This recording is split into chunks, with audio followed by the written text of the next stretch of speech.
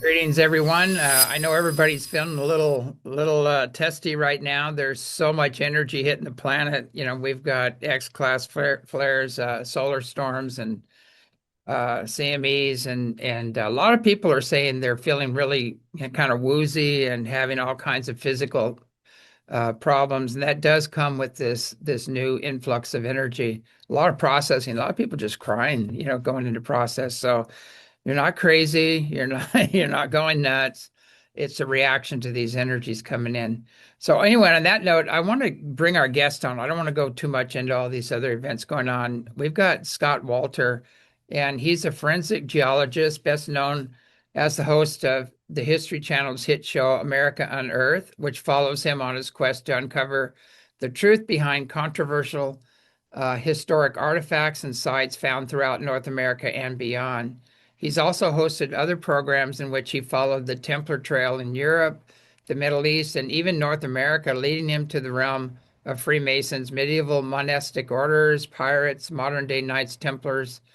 And Scott's the author of two books about the Templars and Freemasons, including the widely controversial The Hooked X, Key to the Secret History of North America, and the follow-up book, Akhenaten to the Founding Fathers, Mysteries of the Hooked X, along with his earlier fact-finding book, The Kensington Runestone, compelling new evidence about the controversial artifact discovered in his home state of Minnesota in 1898. Scott presents details of his continuing research and evidence for his history-changing discoveries. Professionally, Scott, a forensic geologist, has worked as a petrographer since 1985. In 1990, he founded the American Petrographic Services and continues to serve as president. And he's been the principal petrographer in petrographer. I don't know if I'm saying that right. Petrographer, yeah, that's Yeah, right. I had a feeling I was saying it wrong. In more than 7,000 material forensic investigations throughout the world, including the evaluation of the fire damaged concrete from the Pentagon following the attacks of September 11, 2001. Scott earned his bachelor's degree in geology and earth science from University of Minnesota, Duluth in 1982. So, without any further ado, Scott, let's bring you on the show. Okay, very good. Well, thank you. That was a lot of stuff there, but Yeah. um, yeah, I should have given you a shorter bio, but actually, I've written I think 6 or 7 books now on Templars and mysterious artifacts, and one of the things I hope we get a chance to talk about today is the latest book called "The Greatest Templar Tale Never Told," and it's a pretty amazing story, the most amazing story I've ever seen. And it's not something that I wrote.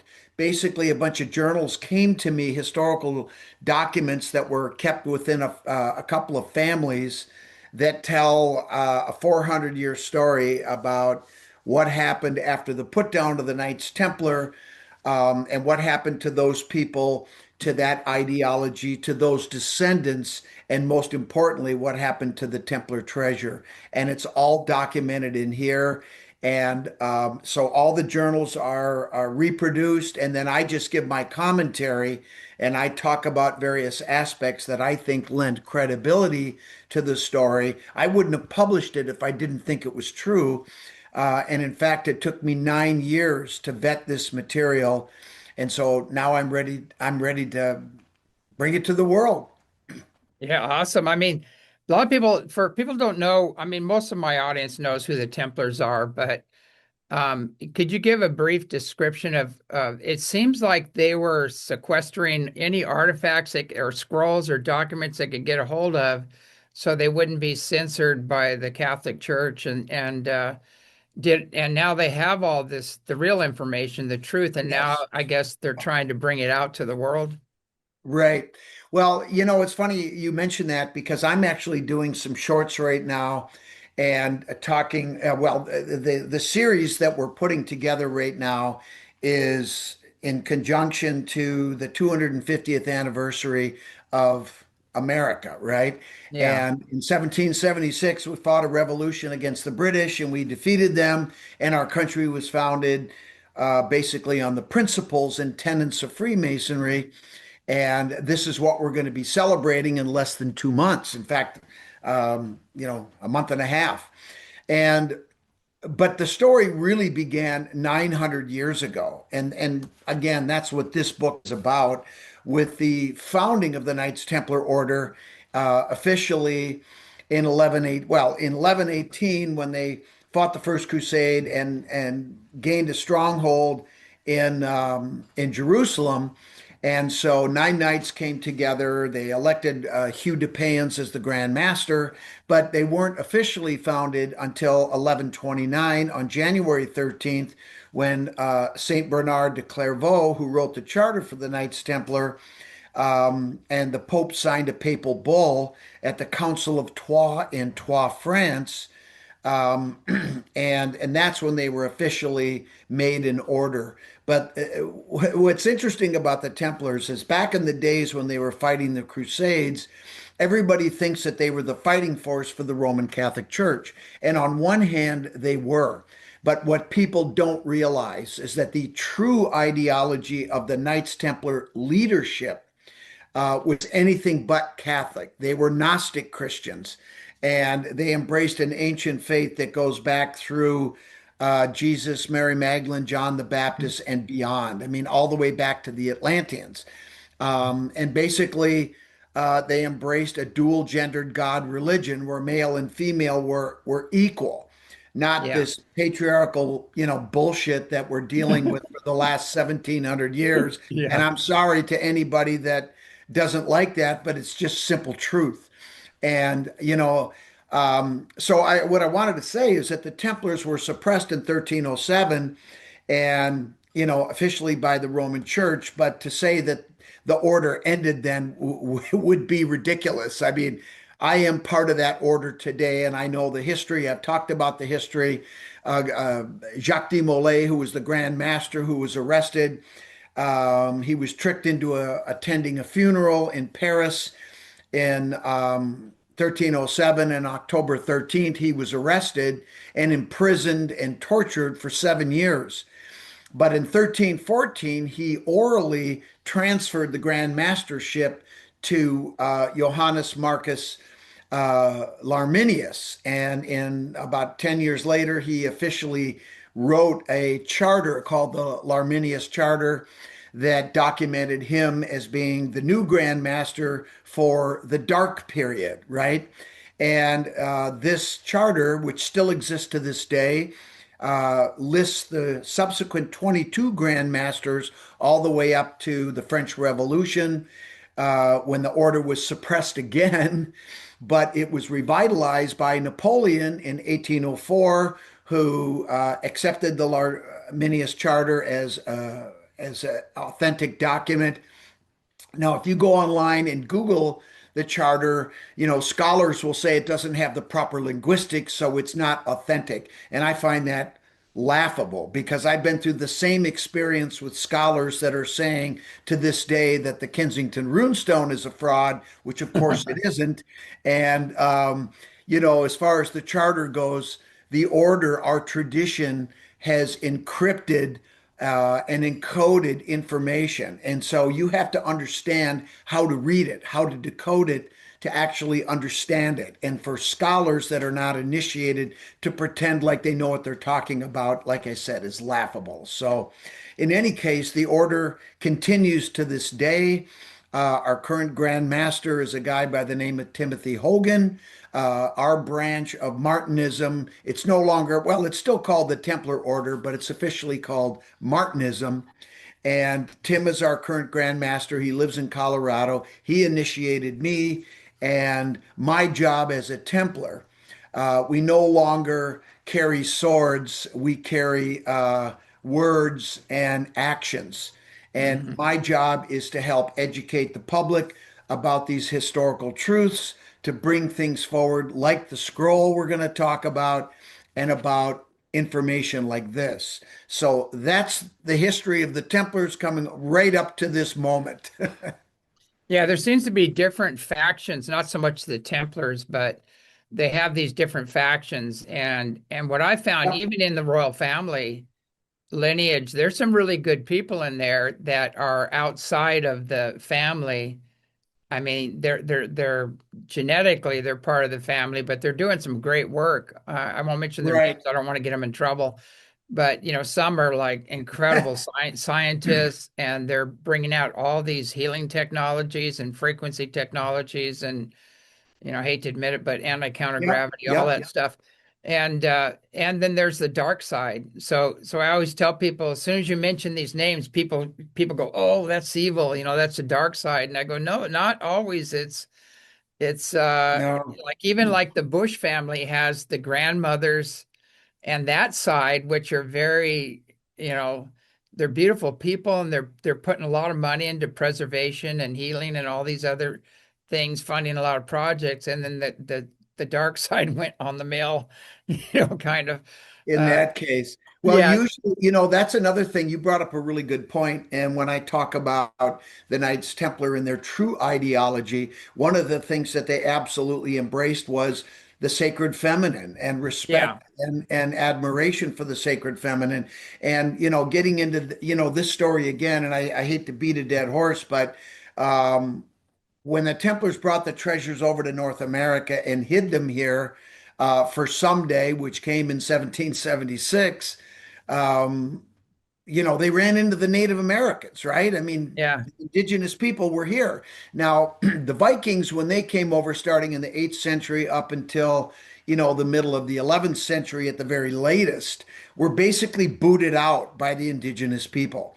And they've told me this mm, and because they were basically assholes and they did not respect their culture. They did not yeah, respect the sacred feminine.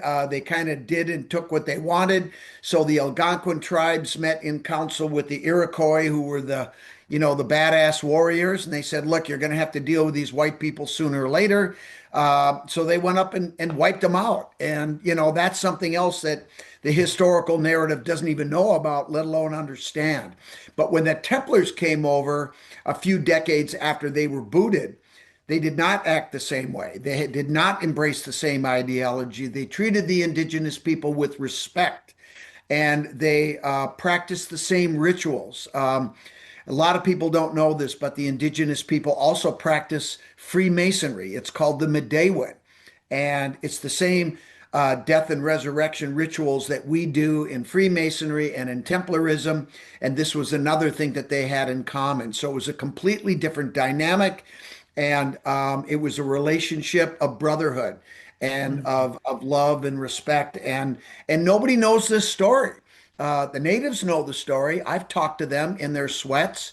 But that little genocide thing that happened, it's been kind of a problem. But make no mistake, when you talk about the Kensington Runestone, which is a Knights Templar land claim, and people say, well, they couldn't have got to Minnesota. Well, first thing I say is, look, the stone is here, okay? So they got here. So stop with that ridiculous narrative. yeah, And the way they got there is they traveled with their brothers, the indigenous people. And if you don't think they knew how to get around both North and South America, think again.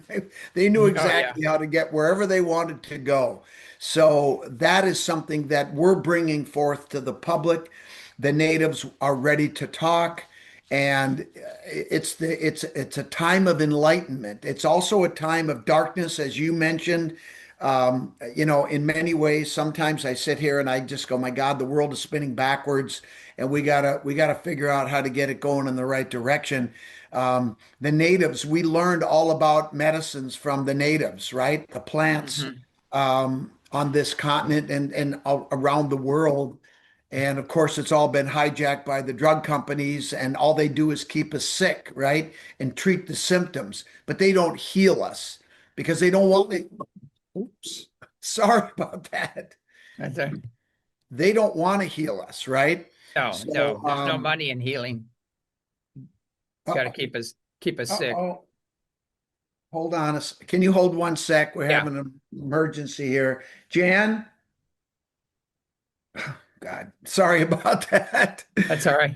So just to give you a quick update, my daughter is very pregnant. She's a type 1 diabetic, and she lives about 3 hours north of us. She's staying with us and her daughter. She's crying, honey. Okay, who is that? Oh, okay. Anyway, our neighbor came over. They don't know that we're doing a podcast. But Okay. anyway, my daughter is currently at the University of Minnesota getting checked out, and we're probably going to have a baby here anytime. But her husband is a teacher and a coach, and so he's tied up, and so that we got a little madness going on here. So I apologize, but I hope you can understand. Oh, totally. You know, the divine feminine, well, I tell you what's really interesting. I actually have photographs of Mother Mary appearing here. And when I was Okay. 5 years old, I was dying in the hospital. And she came to me and pulled me out of it like several times. The doctor said I was going to die, I wasn't going to make it. And she pulled me out of it. And I kept asking about the woman in blue, and they said, you know, you're delusional. That wasn't real. And I found out later on it was Mary. And, Yeah, and so I didn't know who Mary was, you know, and I'm a little kid basically. right, And right. and so it's kind of interesting that, you know, I asked her about that. You know, I asked her, she made it clear to me that she wasn't Catholic. She was here for all the children. She goes, "No, Right. I'm here for all the children." She goes, "I'm not Catholic." And I No, thought that no. was kind of interesting. But we have several photographs of her in workshops and classes actually appearing, taken by Taoist monks, which is another paradox. But I've always really pushed the divine feminine, the balance message. And when I saw the Yeshua scrolls and what you put out, I go, finally. Like 40 years we've been teaching this, you know, and been attacked by Yeah, everybody for bringing balance, you know, back. yeah, There's even ancient texts that say God had a wife, you know, yeah, and yeah. Yahweh had a wife and things, you know what I mean? It's just like, come on, like where. And so I Well, saw two things. Yahweh in some of the other documents that we have is actually two words, Yah and Weh, which is Uh, male and female. So you have that dualism right there in the word that in the Hebrew language is deity, right? So mhm. it's all about balance. And, I think.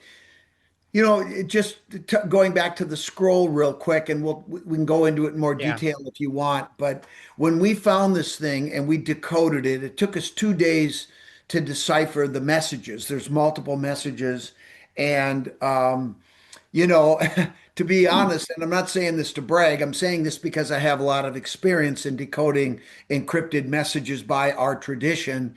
And they're all different. I mean, just because you figure out one doesn't mean you can do the same process on the next one. It doesn't work that way. They were very good at protecting this sacred knowledge. And Mhm. anyway, as we were doing this and the messages were coming forth, I was really nervous. I was concerned that the born agains would come out and, with their pitchforks and their torches and surround my house, and Well, so we they have waited. here.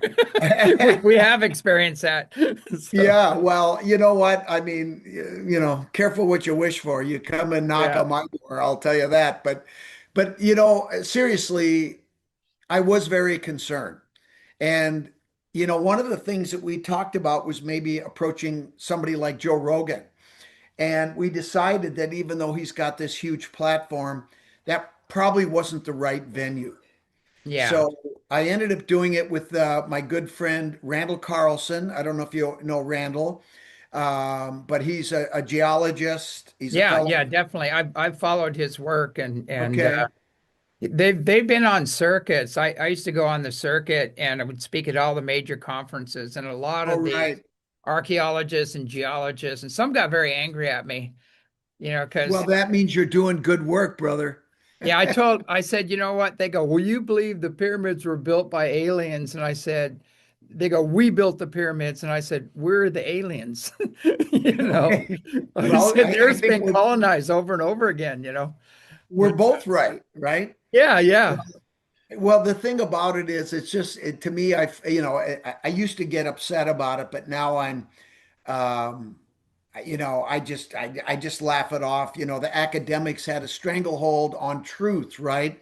yeah, And they sit there and they defend it with an iron fist, and I just laugh and I go, look, you guys are soft scientists. Archaeologists are soft scientists. I'm sorry, it's a humanities discipline, a wonderful discipline. Don't get me wrong.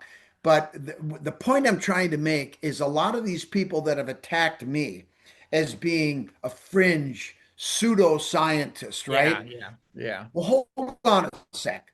Okay. I do material forensics. I run a materials forensic laboratory. I do forensic investigations for a living for 41 years now. I have been assigned by the government to work on things like the Pentagon after the 9/11 attacks. I'm a licensed professional. I have to be prepared when I draw a conclusion on anything to be able to defend my findings, my reports in a court of law under oath. And frankly, I think that's a higher bar than a group of academics who basically sit around and talk about something until they all agree and that becomes truth. Now, yeah, I'm oversimplifying it, of course, but I don't want to hear another soft science academic tell me I don't understand scientific method. Just stop, okay? Full stop right now. Get off your high horse. And if you want to debate me on any of those things, let's have a public debate, not yeah, something in private, not at an institution, in public, okay? And I've put out challenges to people about talking about the runestone, and nobody will take me up on it. If I'm such a fringe scientist that doesn't know what he's talking about, let's go, people. You know yeah, why they don't accept the challenge? Because they know this dirty little truth I'm about to tell you about science. If you have voluminous factual evidence in multiple disciplines, like for the runestone, for example, that are consistent, cohesive, and conclusive, how can there possibly be factual evidence to support the contrary? yeah. It can't exist, and it doesn't exist. That's why they won't take me up on my challenge. All right, Yeah, speech yeah, over. it's a controlled, basically what I told people when you get into the field of ufology and spirituality, even religion, it's a controlled narrative. And you Right. have to go from that foundation. It's a controlled narrative, just like government, everything else. Oh, yeah, And the more exactly. you Exactly. research, you go, it's all a controlled narrative. And you just go, Uh, oh my God, and we're just social engineered with recycled ignorance over and Yes. over again. And now we think it's true, but who's actually doing the hands-on dating the stones and doing the other stuff and going to the sites and things like that? And so I go about things. I mean, I'm way fringe if you go on, if you want to talk about it, because I have these beings actually appear to me. I've had two near death experiences, and I don't talk a lot about it, but I've had feline beings, I've had masters, I've had all these people appear to me. They tell me things, and then I have to go research it to figure out who they are and what they're Right. talking. So it's a real paradox here. And then how do you prove this is happening to people that can't have that experience? Right. They're not Right. able Yeah. to have those experiences. And we have videos and photos and witnesses, and we have spontaneous healings here constantly. We have all these amazing things happen here, but no matter how much evidence you put on the table, there are people out there that are so socially engineered by the recycled ignorance that they cannot handle, and they've written books and they've done all these things, and so they got to Well, I think keep. you could also categorize it in four little letters, MAGA. That I mean, I got to be honest with you, and I don't want to get overly political here, but Yeah, right now, what you talked about was somebody who just lies repeatedly to the point where people just accept it because it's repeated over and over, and it must be truth then, right? And I'm just like, no, where's your ability to think critically? Yeah. Hear the words, look at the data. He says one thing and the data says something else, but yet you believe him. I mean, give me a break, you know? And I never realized that, you know, I always thought people were like me, that, you know, and like you, that are able to think critically, that are open-minded, that are spiritually ready to receive things that people don't understand. And I think a lot of times, because you are programmed or wired in a way that is receptive to this outside stimulus that other people just can't receive. But I think it's part of you. It's part of your DNA. And I'll Yeah. be honest with you, I don't know if I'm wired that way. I certainly understand. Well, maybe I am. I did have an experience at the Newport Tower. My lady, I saw a lady too, and Mhm. you know, I didn't tell anybody about it for a couple of years because I thought people are going to think I'm nuts. My God, I'm still working. I can't talk about this stuff. Yeah. Yeah. Uh, but I do. And the reason I do is because it happened. And a Yeah. lot of people came forward and tried to help me explain what it was that happened and who this person was. And I don't know if you know Chris Bledsoe. Yeah. I've Yeah, heard of Chris him. and I I, haven't met him personally. well, Chris and I are good friends. I first met him a little over a year ago at a conference, the Contact Modalities XPO in Wisconsin, and he was, you know, the mainline guy, and I was speaking there with a bunch of other people, and he came walking up to me and he said, "Scott Wolter, Chris, I want to talk to you. I heard the story about your lady, and I want to tell you about my lady, and now Yeah. you have a lady." So, She's uh, busy. She's very, very busy. And she's oh very yeah, he busy is, and with the child stuff going on, all the problems with the, you know, sex and child trafficking, all that crap. She said, I'm done. She goes, we are yeah, done with it, yeah, no, and that divine feminine is really coming out now. Yeah. And let me tell you something, he's a really good person. And I had heard about him and his experiences. And, you know, I don't judge anybody. How can I? I mean, I'm not him. I didn't, you know, have his experience. But, you know, I have run into people that are, frankly, shysters and Yeah. grifters and frauds and trying to take advantage of something that they perceive, you know, people can't catch them on, but yet they do get caught, right? Yeah. They And eventually get caught. eventually they do. But Chris is legit, and Yeah. I like what he says is, and basically I can feel the energy exchange. He's legit. I know sometimes you have these experiences and you don't really have the foundation to explain them, and you're doing the best you can, so it looks bad in a way, but you're trying to go, how do I explain this beautiful divine feminine energy appearing in front of me, in front of 60 witnesses and a photograph and everything, else, and the people are all crying, in the room. How yeah, do you how yeah, do you deny that? But then it's like these feline beings appear to me. Then I have to go research it, and I found out they're written all throughout India, Narsringa, Narissa. They're the protectors of the gods. Sekhmet, they're all over right. throughout history, and so like I was saying, I do everything kind of in reverse. But I have photographs. I mean, I don't even want to say it, but I have photographs of Archangel Michael and other masters and beings with light shields on their arms Hmm. appearing, all kinds of things, feline Yeah. beings in robes, like it's crazy out there. And everybody goes, "Oh, that's the devil, that's the devil." And I go, "No, No, it isn't. No, it isn't. that's history, Yeah.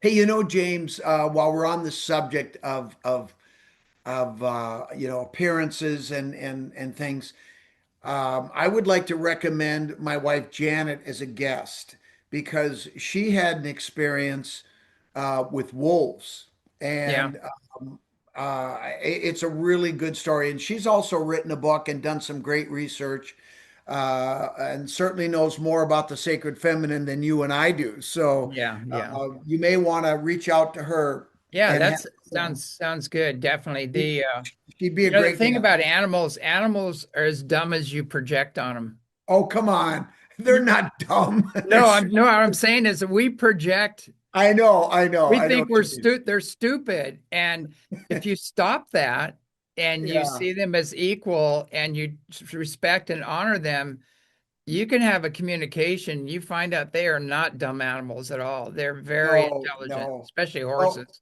that dog that you heard bark, Yeah. that's my daughter's dog. But ever since her name is Lacey, and she's about 100-pound German Shepherd, Oh and yeah. she's very intimidating looking, but she is the smartest dog. I think I'm one of the smartest dogs I've ever seen. And for whatever reason, she and we just have a great connection. And I may not see her for 6 months, and then she sees me and she comes running. But just the other day, I was sitting there and she's on the couch, and I come over there and she wags her tail and she just lays down. And I began to pet her face, and her paw, she just put on my hand, like, Yeah. like holding my hand. And um, she's done that a number of times. And it's not a coincidence. She didn't just move her paw and it landed No. on my hand. She put it on my hand, and it was a sign of trust and of love. And yeah, I mean, if people think animals are stupid, you're stupid. I like that. That was there some kind of a prayer saying they're saying, "Oh Lord, let me become the person my dog thinks I am." Something like Really, that. But no, that's true. That's true. yeah, But I think they can see further than that. Hey, I want to go back for a second to the scroll. yeah, that's And exactly where I want to go. yeah, I didn't want to, I wanted to finish my thought on that. So we ended up doing it with Randall, who is a Mason. He's a geologist. He's also from Minnesota, like me, and we've known each other for many years. And I trust Randall. And we did a very long podcast. We broke down everything, went into great detail. But then I also did a podcast, and they both came out the same day in early March on the Green Jar. I did it with AJ Gentile, the Y Files. Are you familiar with the Y Files? Yeah, I've watched both of those. I watched Oh, both of you those did. because as soon Okay. as I heard about that scroll, I go, I got to find out what's on there because I knew Well, it would validate a lot of the stuff yeah. that I've written about too, as well. Well, AJ was wonderful, and they were two different vibes on those podcasts. And Randall and I are scientists, and we were a little more analytical. Mhm. And AJ is just very intuitive. He's smart as all can be, and he's a good interviewer. And we just connected. And I thought that Yeah. one was different, but it really worked. And we're almost at 2 million views. I'll So bet. Yeah. it's connected with people. And the point I wanted to make in all this is that I was very concerned about a negative backlash. And in fact, the opposite has happened. People, the messages have connected with people, and it's been overwhelmingly positive. So I'm so pleased. That's great. That's great to hear. It is great. And the other thing I just want to make sure that we have clear here. I am not a biblical scholar. I'm a scientist, and Yeah. one of the things people have asked me since the scroll came out is, so what did you think about Jesus before, and what do you think about Jesus now? And it's a great question because my father was a Freemason, and we never went to church. And I thank my parents all the time. Well, they're gone now, but I used to thank them for not having me indoctrinated into that horribleness. To me, it's horribleness. And I know some people are going to go, "What are you talking about?" Well, if you want to talk about it, I will. I think the Catholic Church's history speaks for itself. Hmm. And they taught me to be a critical thinker.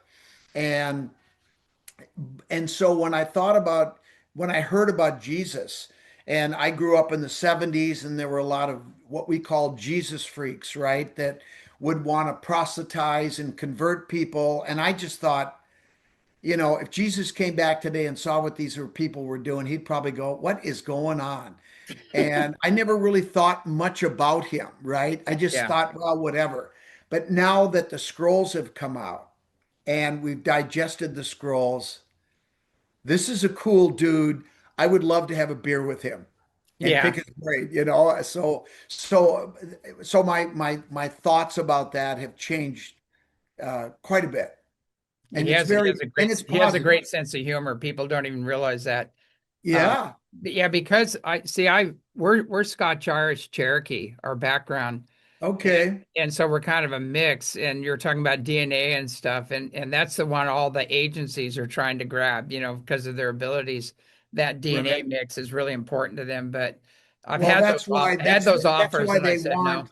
That's why, I've heard rumors that, 23andMe and these companies that are doing your DNA, the government has a hand in that, and they want that because they want Yeah, to know where these bloodlines are. exactly. And the bloodlines are out there. They are very important. Um, and the government wants that information, or I should say the Yeah. dark side wants that. Well, So, my take from the scrolls, what I really got out of that was it verified my connection okay. because and his message, which to me was, that, we all have God within us. The temple is within, ye are all gods. Power And of God is within you. exactly, it's not Yeah. external. It's not these jealous, wrathful, genocidal gods. It's an all-loving, all-forgiving God, the spark within everybody. And it's also too, I love the balance of the feminine, the divine feminine, how they taught as one. They came together and taught as one, and both had their there's the house of Mary, which has the grandmothers and the Mary Magdalene, Mother Mary, all of that. It's a Yeah. Yeah.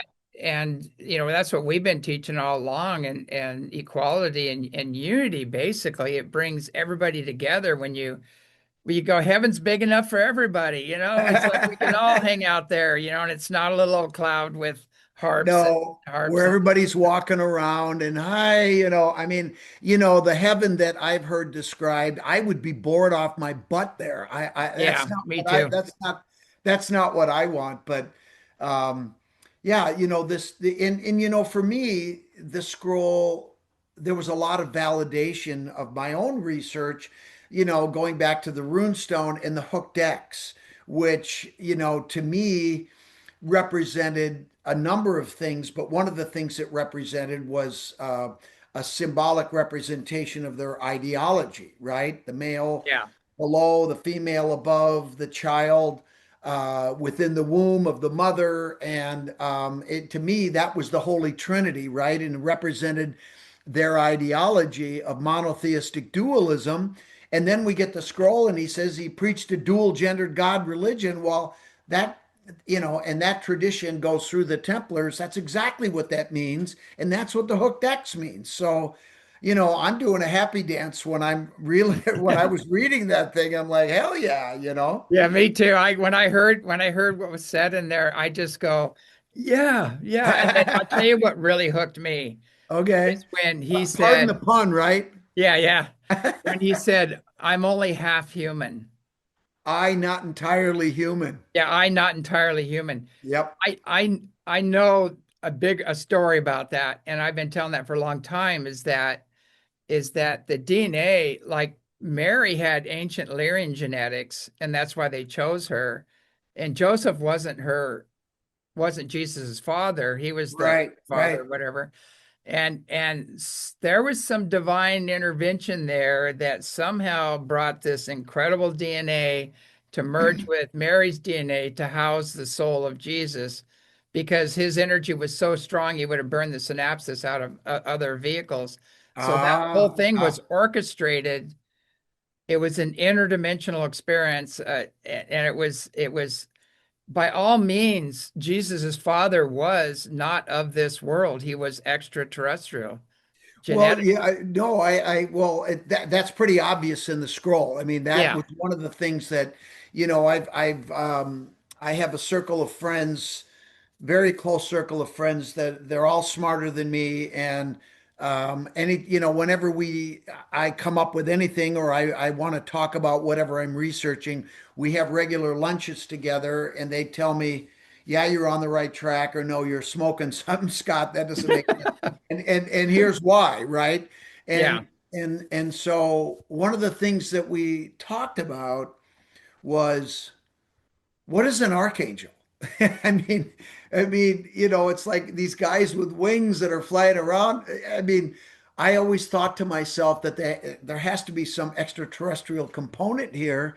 And now I think, based on the information in the scroll, that's exactly what they are, is um, you're Andromedans. extraterrestrial beings, ultra terrestrial beings, whatever you want to call them. But I think what you just said, that's very interesting, that they wanted to craft a proper DNA sequence, and they couldn't do it with just any vessel. That had to be somebody who was wired right, so to speak. Exactly. Yeah. And that's an interesting premise. I didn't think about that, but it fits with the overall messages, that we found. And Yeah, I get the messages and I speak to the people firsthand. I'm not trying to pull yank your chain or grandiose me or whatever else, but after the two near death experiences, the doors open and I kind of have the phone book and I can go directly to source and say what really happened there and okay, write it down. And believe me, because of that, I am so hated on this planet, right? But there's some people that either totally love me or totally hate me, and there's nothing I can do about it. you know what is funny? I get the same reaction sometimes. Yeah, I think part of it was when I was a younger man. You got to remember, I'm an old football player. I played college football and I played 4 years of minor league ball, and I was a linebacker. So you have to have a certain mentality to play that. And, yeah. but it did serve me well in my career too, because when the pushback came on the runestone, it was nasty. It was Oh, tough. yeah, yeah, And, at first I was like, okay, well, I'm not perfect. If I made a mistake, point it out, I'll fix it. Well, I didn't make a mistake. They just didn't like the result. Well, once I realized that with these academics, then I said, well, tough hop. yeah, Sometimes life doesn't go your way. And if you're not going to give me the evidence, then get the hell out of the way, right? yeah, So I put my pads on in a little different manner, and then I investigated. I went to Sweden 5 times to try to find the evidence that the rock told me was there. And it was when I went to Sweden that I realized that all the churches that had the grave slabs with all this linguistic, runological, dialect evidence were built by the Cistercians. And then I'm like, well, what the hell's a Cistercian? And, I can read. And so I learned all about, now I'm an expert on the Cistercians. And oh, by the way, the Knights Templar are Cistercian. So I followed the evidence trail and it took me right to them. And I followed the scientific method. But, uh-huh.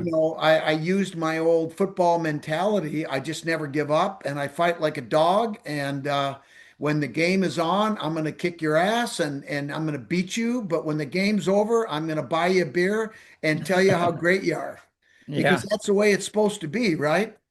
Yeah, And you can't have any need for acceptance and approval or love outside of self because if you do, that's a chink in your armor and they're going to come after that. well, they take advantage. Yeah, Yeah. and take advantage of that. And so, it's like we have PhDs come up here and they're experts supposedly on UFOs and things like that. And I asked them, I said, do they teach anything about UFOs in college or extraterrestrial beings or anything? They said no. I can answer that question. Hell no. Yeah. And I said, so how is it you're an expert? I said, do you know anything about their ships, their technology, their culture, where they came from? Have they been here in the past? Anything? Do you have any knowledge? Is there any classes in school that teach that? And they said no. And I said, so why are you coming here telling me you're an expert or you're the authority? Why do you want me to give my authority away to you because you have these three letters? And it said, do you want to see them? Do you want to know? And some do. Yeah. Some do, and they have their minds blown, and they see the ships, and they come in, and they make a right angle turn, they power up, and some land, and they can't explain it. Some morph into three back to one again. They can't. It just blows their mind, and then they become your staunch ally.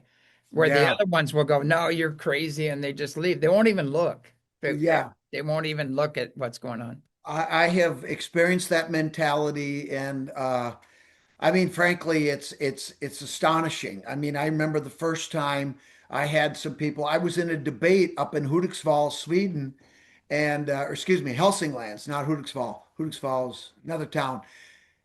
And we got to a point where we had these guys in a box. They started to insult my partner that was with me, Richard Nielsen. He's passed away now, but I just told the moderator, said, "Look, if you don't tell that guy to shut his mouth and have some manners, I'll do it for you." I was pissed off. And they had nothing. They had no evidence. They had nothing to argue with, so they resorted to insults. Yeah, And, and that's and it's that's character assassination. If a they can, exactly. Yeah. that's their last. That I've had that happen to me. I've been accused of everything under the sun. I'm the head of a Russian bestiality ring, Oh, and really? Is yeah, that and I'm right? gay, and I'm a pedo, and I'm all these things. And I go, how can I be all these things? They're opposite. Oh my They're God, I don't have any time for all that stuff. I I think, don't either. I have two ranches right now. I'm a farmer basically. yeah, I have yeah, no, and I'm writing books and doing shows and counseling, and I have absolutely no time for all this nonsense. I don't yeah. even I know what mean, a Russian bestiality well, ring not, is. yeah, You know, it's madness what's happening now. But it you is, know yeah, what? The bottom line is, and I'm not telling you something you don't know. We have to stay the course, and we have to know that it's like playing a game. When I play a game, we're going to win, yeah, and it's just we just have to play it and get to the outcome that I know we're going to get, and that's called projection, right? And it's positive thinking, positive energy, and the other thing that's cool about the scroll, the very first thing that when we unraveled it in the field was there was a smaller sheet of paper that had a message in Italian and then a formula, which is some people have called the fine structure content constant. And hmm and I don't know anything about that. I'm going to let other people handle that. But what I've been told is some people say it's sort of a mathematical version of the secret of the how the universe works. And amazing, right? But yeah, on the top, we have this message in Italian that basically says the power of God shines through you through other people. yeah, And the way I interpreted that was collective consciousness. And the hmm analogy, I'll go back and use a football analogy. I mean, there are times, and everybody has played sports, when you get a group of people together and everything clicks. And it doesn't matter what the other team does, you're going to beat them. And because yeah, everybody's in sync, you're all vibing. Or the other analogy I use is you're at a concert and everybody loves the music and the band is playing and everybody's into it and the whole place is just electric. yeah. um, that's that collective consciousness, and it's amazing. Right.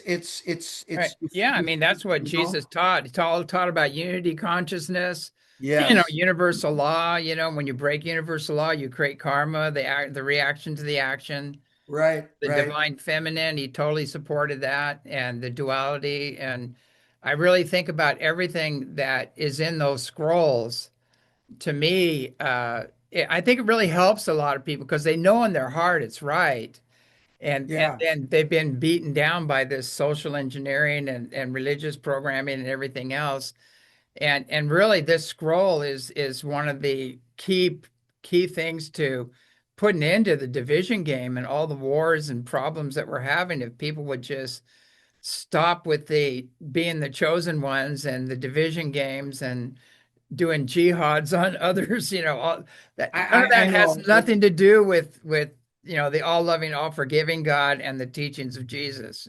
Right. Let me ask you a question. because a lot of people ask me this question, and I kind of have an idea, but I really don't know. And the fact is, you know, the last part of the message that starts with, I not entirely human, a rupture of the small intestines was not enough to kill me. I Yeah. slowed my breath. Oh, I was put in my cousin's family tomb. I slowed my breath and healed myself. My wife came and freed me, and we escaped to the north, which Yeah. I interpret to be Scotland, beyond the reach of the Romans. And then he talks about we bore two children. We went to the north and preached a dual gendered God religion. We bore two children. We returned to Jerusalem, where my eventually my soul ascended to my father, and my body went into my cousin's family tomb, which is the Telpia tomb, Hmm. and then so forth. So what I'm getting, my question is, what I just said to you clearly indicates that this message was crafted after his death. Yeah. How did he do that? That's what people are asking me. Now, one other thing that this message gives clarity to me on, and if we accept this as a genuine, record of Jesus talking, if it is authentic and genuine, which I have no reason to believe that it's not. But my mind is open. This is one of those things where extraordinary claims demand extraordinary proof. And so, I found it, we decoded it. Here's the message. Yeah. And I'm trying to understand it like everybody else. But how, well, what I want to say is that it's clear that there is a soul, a spirit, an energy, an essence, whatever you want to call it, that ascended, but this body is essentially a vessel that went into Hmm. the tomb. And so I think when you do study religion, the little that I know, that sort of was what thought they were saying, and now he's saying it pretty clearly. Do you accept that? And how was he able to craft this message after his death? I guess the spirit did, right? I don't know. What are your Well, thoughts? what I interpreted that as he he healed himself, Yep. and then Mary came, freed him. So he's Yep. physical now, and he went on, like you're saying, to France and Scotland and things like that. So it's Right. very Right. simply, he definitely could have written down that message or crafted that message. Or part of the message. Yeah, or part of the message, and also to Oh, the Jan, come here real quick. I want you to say hi to James. This is my wife, Janet. I know she's mad because she's not all dolled up. hi, how you She's doing? she's babysitting right now. Okay, So anyway, I Anyway, just wanted you to meet her real quick. yeah. great. Anyway, Oh, hi and James. and here's our Hi Lacey, how are beautiful you? Lacey right here. Hi, Oh, Lacey. nice. Yeah, So I love anyway, dogs. I wanted you to meet Janet real quick. She's taking the granddaughter and giving Oh, us good. space here. So Yeah, anyway, the it all makes total sense to me from my understanding, and I ask these questions straight to the source. And what do you mean by this? And then it's explained to me, and okay. then it makes sense. But so we're a combination of, we get information and then we do the research and we find the hard facts, or the, to prove that it's real. It's kind of it's a blend of both, which is really how you get the real information. But I thought you were going to ask me who Jesus's father was or something, but Oh no, no. Well, I mean, we can talk about that too. I know who Well, it is. his name is Anton in the scroll. Anton came and knew my mother, which I interpret to be they had relations, right? Yeah, And she got pregnant and after 6 weeks, I forget what it said in the other part, but um, the angel Anton. So I interpret that to be an extraterrestrial. That's yeah. that's how I interpret it, but I don't know if it's right or not. Well, he's the archangels are actually Andromedans. and they're mythologically known as archangels. They're 8 to 10 foot tall beings, and they have magnetized light bodies. Okay. And when they come in, their energy fields feather back, and they look like wings.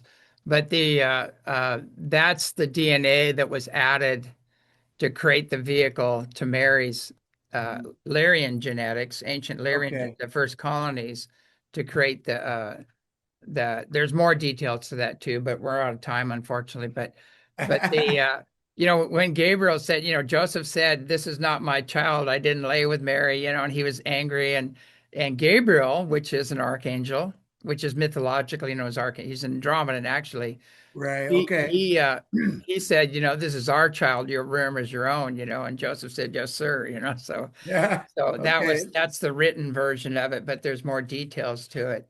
But it's a fascinating story. I'll have to get you back on. We're out of time, I unfortunately. know this is gone so fast, but hey, Yeah, this is the first time. I'm happy to do another podcast with you. I would love to talk about this story with the Sinclair Weems journals. It's really great. an incredible story, but the scroll is one more thing before we go. 6/6/26 at 6 p.m. Your thoughts? Uh, I don't think he's physically going to appear. It's when his spirit is comes out across the planet. Okay. His consciousness and energy is spread across the planet.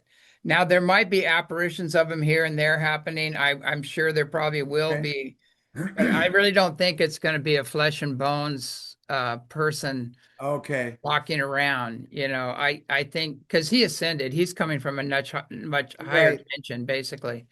So Right. that's my thoughts on it. But I asked, and they said, yeah, it's going to be a big event, but everybody's going to want to package it or want to see it the way their belief system works, and Right, it's going to right. you'll feel it if you're sensitive. You're going to feel a shift during that time.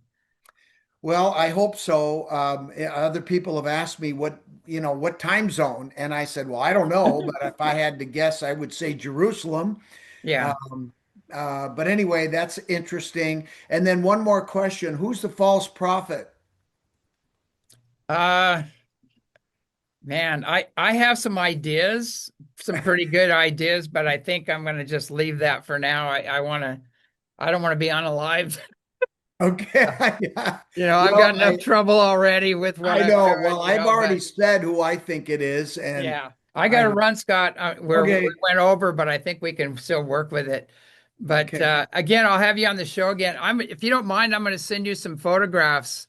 I would love to see what Yeah, you have. Please a- do. and some of the faces carved into the mountain and things like that, and get your take on it. But Okay. And this one goes. more thing. Send me your mailing address and I'll send you a copy of the Oh, book. great, great, awesome. Yeah. Sounds good. I'm writing a new book. It's not done yet, but I've got Okay. 5 in the hopper. But And the I'm sorry for all the interruptions and all that. It's a crazy time and but I Oh, no appreciate worries. you. My show is like it's your show. I always tell people, I said, it's your show. You can talk about whatever you want, and I just let it flow. I don't worry. It's people love that because it's Oh, not it's so life. It's organized and life. We're orchestrated. dealing with life here and but I want to, I want to live up to my commitments and I've had a great time and it's really a joy to meet you and let's do it again soon and send me that email. I will. I'll definitely do that. All right. Okay. So thanks for coming on the show, folks. We're out of time. We're a little over. Actually, it's 11:11 right now, which is interesting. But just keep an open mind, loving heart, pure intent. That's all you need to get through these times. And don't freak out about all the chaos going on. That's part of the reveal. That's part of the healing process. So, welcome it and just do your part, and bringing about the change. So Exactly. have a great evening and good night.